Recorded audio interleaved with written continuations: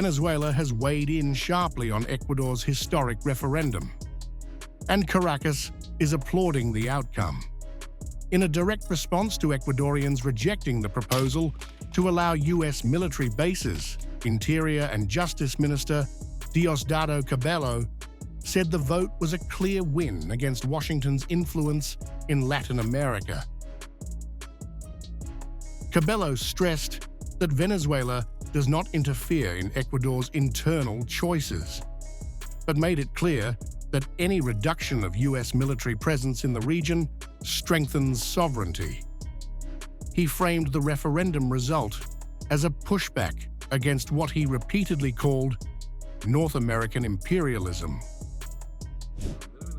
We do not interfere in what happened in Ecuador, where a proposal to install military bases was presented and the people said no. Do we applaud it? Of course we do. The less North American imperialism we have in our territory, the freer and healthier these people will be, much healthier, with fewer threats for us. The referendum itself marked a sweeping defeat for President Daniel Noboa. Ecuadorians rejected not only the return of foreign, effectively U.S. surge military bases, but all three of Noboa's reform questions. The National Electoral Council confirmed a clear national trend against the proposals. Ecuador's top electoral authority emphasized that counting showed a decisive no in every province and overseas constituency.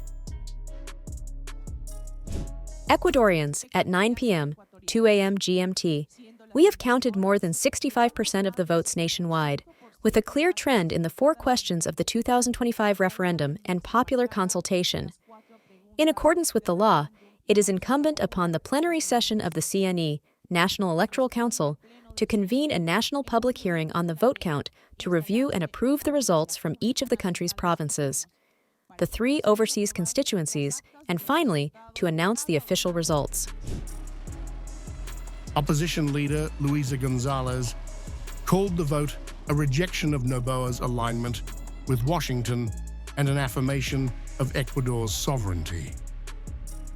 The homeland has triumphed, which means that this country has overcome hatred and united to tell those who govern us, President Daniel Noboa, that you don't play with Ecuador, you don't play with the rights of Ecuadorians.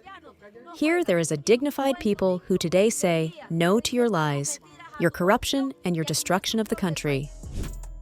Beyond Ecuador, global voices have raised alarms over the role of U.S. military installations abroad.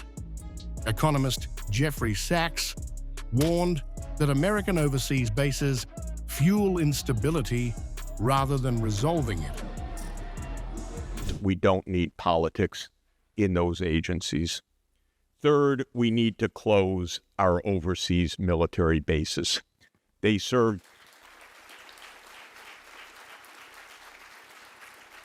They are hundreds of billions of dollars in 80 countries, 750 to 800 overseas military bases that only suborn politics all over the world, support covert operations, and create terrible expense and terrible crises. President Noboa admitted the loss and said he respects the people's verdict, but the defeat weakens his political position and leaves open how Ecuador plans to confront rising cartel violence without U.S. military support.